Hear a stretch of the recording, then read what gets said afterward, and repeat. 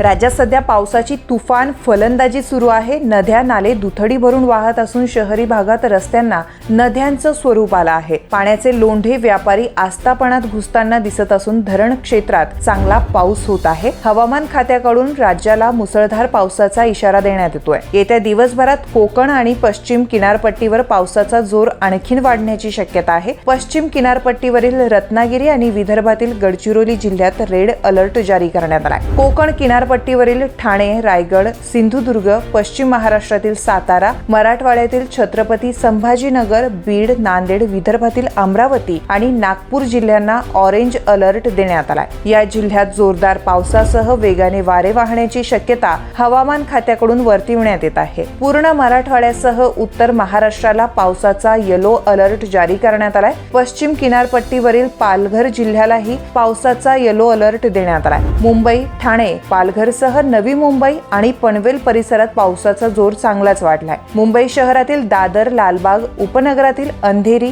गोरेगाव, बोरीवली परिसरात शुक्रवारी रात्री मुसळधार पाऊस कोसळला। ठाणे, कल्याण, डोंबिवली परिसरात तसेच उल्हासनगर, अंबरनाथ, बदलापूर, वसई विरार, नवी मुंबई, पनवेल परिसरात पावसाने शनिवारी दुपारपर्यंत उसंत घेतली नव्हती। सततच्या पावसामुळे सखल भागात पाणी साचलंय। तिन्ही मार्गावरील लोकल सेवा विस्कळीत झाल्या आहेत। रेल्वे वाहतूक 15 ते 20 मिनिटे उशिरा होती, त्यामुळे नोकरदारांचे चांगलेच हाल झालेत। भिवंडी शहरातही पावसाने दुपारपर्यंत उघडीप दिलेली नव्हती, त्यामुळे सखल भागातील दुकानांमध्ये पाणी शिरलंय। पश्चिम महाराष्ट्रात पावसाची संततधार सुरू आहे, त्यामुळे नदी पात्रात आणि धरणाच्या पाणी साठ्यात सातत्याने वाढ होताना दिसते। कोल्हापूर जिल्ह्यात पावसाचा येलो अलर्ट आहे। सततच्या पावसामुळे पंचगंगेच्या पाणी पातळीत झपाट्याने वाढ होतीये। सध्याच्या पाण्याची पातळी इशारा रेषेकडे जातीये। पावसाचा जोर असा सुरू राहिल्यास पंचगंगा इशारा पातळी ओलांडण्याची शक्यता आहे। पावसाच्या फलंदाजीमुळे राधानगरी धरणात 70% अधिक पाणीसाठा निर्माण झालाय।